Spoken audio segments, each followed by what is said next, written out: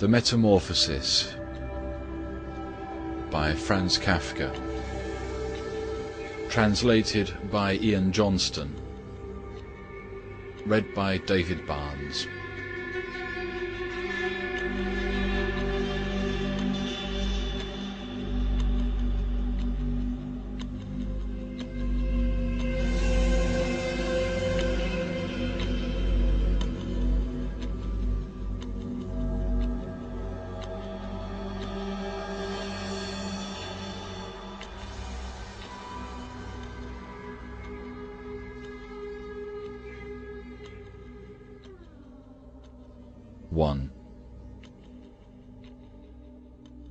One morning, as Gregor Samsa was waking up from anxious dreams, he discovered that in bed he had been changed into a monstrous, verminous bug.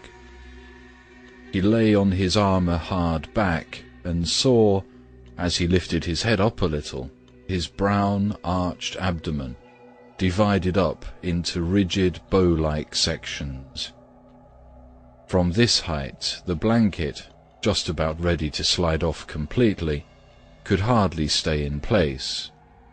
His numerous legs, pitifully thin in comparison to the rest of his circumference, flickered helplessly before his eyes. "What's happened to me?" he thought. It was no dream. His room, a proper room for a human being, only somewhat too small, lay quietly between the four well-known walls. Above the table, on which an unpacked collection of sample cloth goods was spread out — Samsa was a travelling salesman — hung the picture which he had cut out of an illustrated magazine a little while ago, and set in a pretty gilt frame. It was a picture of a woman with a fur hat and a fur boa. She sat erect there, lifting up in the direction of the viewer a solid fur muff into which her entire forearm had disappeared. Gregor's glance then turned to the window. The dreary weather — the raindrops were falling audibly down on the metal window ledge — made him quite melancholy. "Why don't I keep sleeping for a little while longer, and forget all this foolishness?" he thought. But this was entirely impractical, for he was used to sleeping on his right side, and in his present state he couldn't get himself into this position. No matter how hard he threw himself onto his right side, he always rolled again onto his back. He must have tried it 100 times, closing his eyes so that he would not have to see the wriggling legs, and gave up only when he began to feel a light, dull pain in his side, which he had never felt before. "Oh God," he thought, "what a demanding job I've chosen. Day in, day out, on the road. The stresses of selling are much greater than the work going on at head office, and in addition to that, I have to cope with the problems of travelling, the worries about train connections, irregular bad food, temporary and constantly changing human relationships, which never come from the heart. To hell with it all." He felt a slight itching on the top of his abdomen. He slowly pushed himself on his back closer to the bedpost so that he could lift his head more easily, found the itchy part, which was entirely covered with small white spots. He didn't know what to make of them, and wanted to feel the place with a leg. But he retracted it immediately, for the contact felt like a cold shower all over him. He slid back again into his earlier position. "This getting up early," he thought, "makes a man quite idiotic. A man must have his sleep. Other travelling salesmen live like harem women. For instance, when I come back to the inn during the course of the morning to write up the necessary orders, these gentlemen are just sitting down to breakfast. If I were to try that with my boss, I'd be thrown out on the spot. Still, who knows whether that mightn't be really good for me? If I didn't hold back for my parents' sake, I'd have quit ages ago. I would have gone to the boss and told him just what I think from the bottom of my heart. He would have fallen right off his desk. How weird it is to sit up at that desk and talk down to the employee from way up there. The boss has trouble hearing, so the employee has to step up quite close to him. Anyway, I haven't completely given up that hope yet. Once I've got together the money to pay off my parents' debt to him, that should take another 5 or 6 years. I'll do it for sure. Then I'll make the big break. In any case, right now I have to get up. My train leaves at 5 o'clock. He looked over at the alarm clock ticking away by the chest of drawers. Good God, he thought. It was 6:30, and the hands were going quietly on. It was past the half hour, already nearly 1:45. Could the alarm have failed to ring? One saw from the bed that it was properly set for 4 o'clock. Certainly it had rung. Yes, but was it possible to sleep through that noise which made the furniture shake? Now, it's true he hadn't slept quietly, but evidently he'd slept all the more deeply. Still, what should he do now? The next train left at 7 o'clock. To catch that one, he would have to go in a mad rush. The sample collection wasn't packed up yet, and he really didn't feel particularly fresh and active. And even if he caught the train, there was no avoiding a blow-up with the boss, because the firm's errand boy would have waited for the 5 o'clock train and reported the news of his absence long ago. He was the boss's minion, without backbone or intelligence. Well then, what if he reported in sick?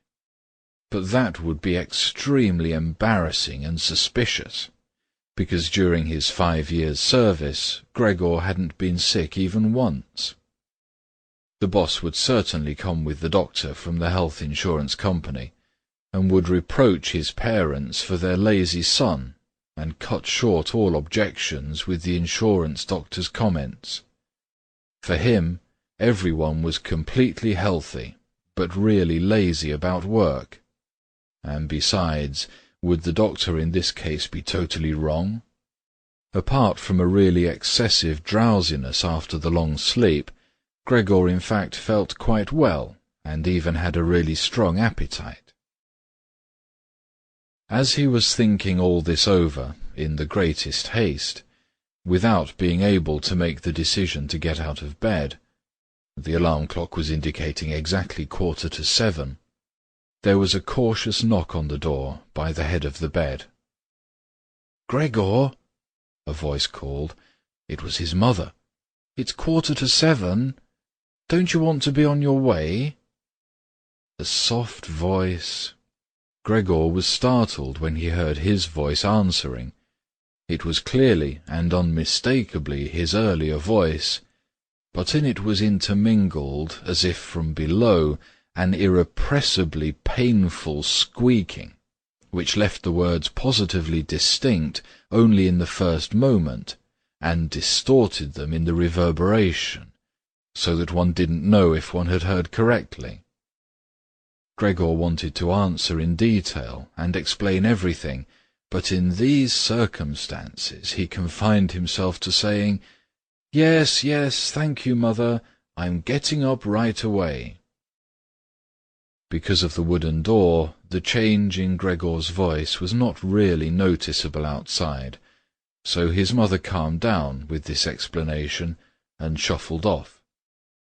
However, as a result of the short conversation, the other family members became aware that Gregor was unexpectedly still at home, and already his father was knocking on one side door, weakly but with his fist. "Gregor! Gregor!" he called out. "What's going on?" And after a short while he urged him on again in a deeper voice, "Gregor! Gregor!" At the other side door, however, his sister knocked lightly. "Gregor, are you all right? Do you need anything?" Gregor directed answers in both directions.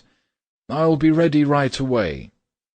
he made an effort with the most careful articulation, and by inserting long pauses between the individual words, to remove everything remarkable from his voice. His father turned back to his breakfast. However, the sister whispered, "Gregor, open the door, I beg you." Gregor had no intention of opening the door, but congratulated himself on his precaution, acquired from travelling, of locking all doors during the night, even at home. First, he wanted to stand up quietly and undisturbed, get dressed, above all have breakfast, and only then consider further action, for, he noticed this clearly, by thinking things over in bed, he would not reach a reasonable conclusion. He remembered that he had already often felt a light pain or other in bed, perhaps the result of an awkward lying position, which later turned out to be purely imaginary when he stood up, and he was eager to see how his present fantasies would gradually dissipate. That the change in his voice was nothing other than the onset of a real chill, an occupational illness of commercial travellers, of that he had not the slightest doubt. It was very easy to throw aside the blanket. He needed only to push himself up a little, and it fell by itself. But to continue was difficult, particularly because he was so unusually wide. He needed arms and hands to push himself upright. Instead of these, however, he had only many small limbs, which were incessantly moving with very different motions, and which, in addition, he was unable to control. If he wanted to bend one of them, then it was the first to extend itself, and if he finally succeeded in doing what he wanted with this limb, in the meantime all the others, as if left free, moved around in an excessively painful agitation. "But I must not stay in bed uselessly," said Gregor to himself. At first he wanted to get out of bed with the lower part of his body, but this lower part, which, by the way, he had not yet looked at, and which he also couldn't picture clearly, proved itself too difficult to move. The attempt went so slowly. When, having become almost frantic, he finally hurled himself forward with all his force, and without thinking, he chose his direction incorrectly, and he hit the lower bedpost hard. The violent pain he felt revealed to him that the lower part of his body was at the moment probably the most sensitive. Thus he tried to get his upper body out of the bed first, and turned his head carefully toward the edge of the bed. He managed to do this easily, and in spite of its width and weight, his body mass at last slowly followed the turning of his head.